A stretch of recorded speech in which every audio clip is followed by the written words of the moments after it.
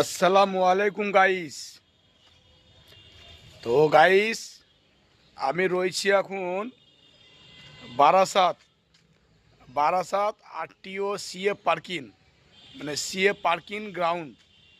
এই যে দেখছো পার্কিংটা, এটা হচ্ছে কলকাতা বারাসাত। আচ্ছা, ভিডিওটা যে কারণে করা, ব্যাপারটা হচ্ছে কি দেখো, আমার এই যে গাড়ি আছে পেছনে, এই যে গাড়িটা, আর বারাসাত আরটিওতে ফিটনেস আছে, তার জন্য আমি ভোরবেলায় গাড়িটা ভরেছি পার্কিংয়ে। তো আমি বলি, অনেকে ড্রাইভার আছে যারা বারাসাতে গাড়ি চালাও কিংবা বাইরে গাড়ি চালাও, যারা বারাসাতে সিএফ করবা, হয়তো পার্কিংটা অনেকে চিনতে পারবা না। তো আমি অ্যাড্রেসটা একটু বলি, মন দিয়ে শোনো।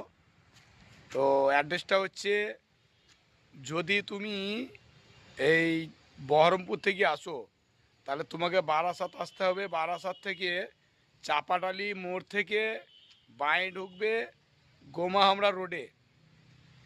গোমাহামড়া রোডে কিছুটা এসে দেখবে একটা পেট্রোল পাম্প আছে এইচপি বাঁ দিকে, আর একটা ভারত পাম্প আছে একটু আগে, তার মিডিলে পার্কিংটা সিএফ পার্কিং। ঠিক আছে? আর যদি কলকাতা কিংবা বালি হয়ে আসো, তো বালি হয়ে আসতে ফের চাপাডলি মোড় আসবা, চাপাডলি মোড় থেকে একদম সিধা চলে আসবা। ঠিক আছে?